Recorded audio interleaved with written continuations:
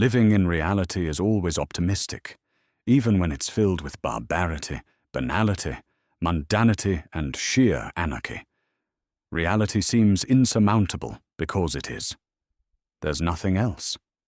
Living in the only thing that's there is always good. You're dead otherwise. Truth is always good. Reality is indistinguishable from truth, even God. But that's for another day. There's a quote I heard floating around that goes something like, "Most men live lives of quiet desperation." I don't know who said it, but it could be a proverb. It has an incisiveness to it, a piercing perception only a short quote can have. I hear it, and my mind's eye scans across the landscape, seeing the stories of people everywhere through time. I can see the silent annoyance, the words held back, the nostalgia of a lost youth, parked away ambition, gathering dust in a dingy garage corner. Like reality, desperation holds the seeds of optimism despite its treacherous terrain. Desperation can be seen as a negative optimism, an evolutionary adaptation demonstrating the wrong thing to do. It differs in one key way: a person can still survive with despair. But the pain of it is a nudge, a shove, a punch, an axe blow in the proper direction to a fullness of being. What then is the nature of desperation? Think about an off-limits lover when you were young. Off-limits because they don't notice your existence. Perhaps they had someone else, or cowardice kept you from opening your mouth. A common scenario, and a common soil from which desperation grows. A longing, a persistent anxiety, debilitating self-doubt, and most of all, perpetual endless fantasy. Visions of holding hands, cuddling, running errands together, and perfect sex every time.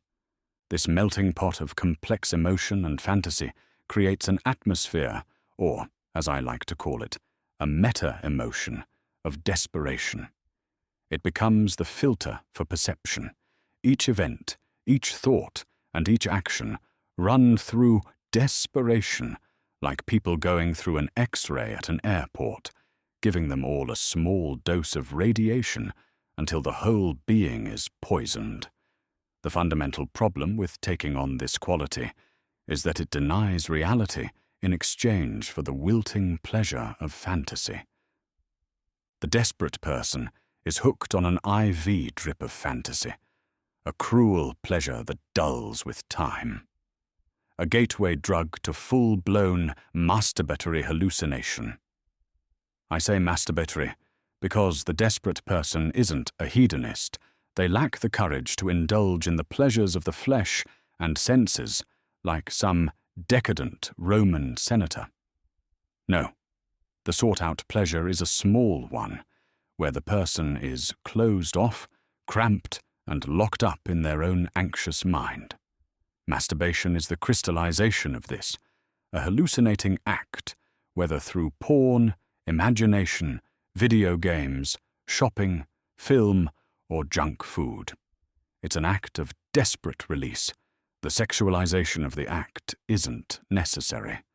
The sexual impulse is just the most primal, as it's the closest thing to biological meaning for humans.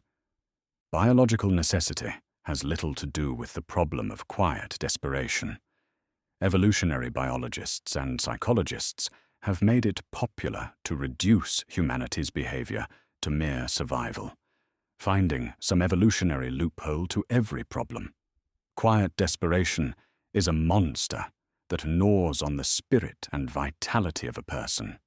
The flesh can survive even when those persistent teeth cause the body to turn on itself. Quiet desperation is a spiritual problem that comes with the denial of instinct, the natural impulse to expand, vie for space, explore, and experience. Projecting instincts into some avatar, resorting to self-falsification, a monkish self-denial, either consciously or unconsciously through the structure of the social system surrounding us.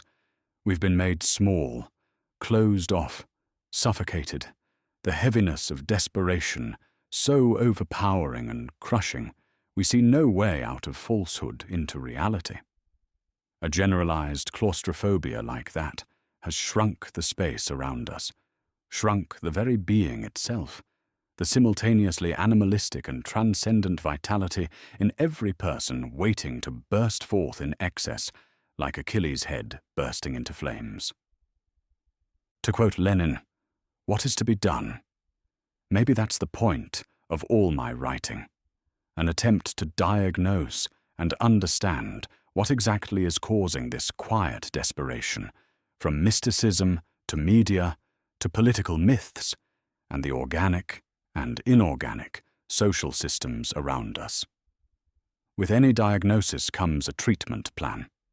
I don't believe in any treatment that comes with grassroots activism or LARPing like a statesman, or in any ideological school of thought emerging in the 20th century. Traversing ancient symbolic ground with fresh eyes may help revivify a lost vitality dormant in mankind.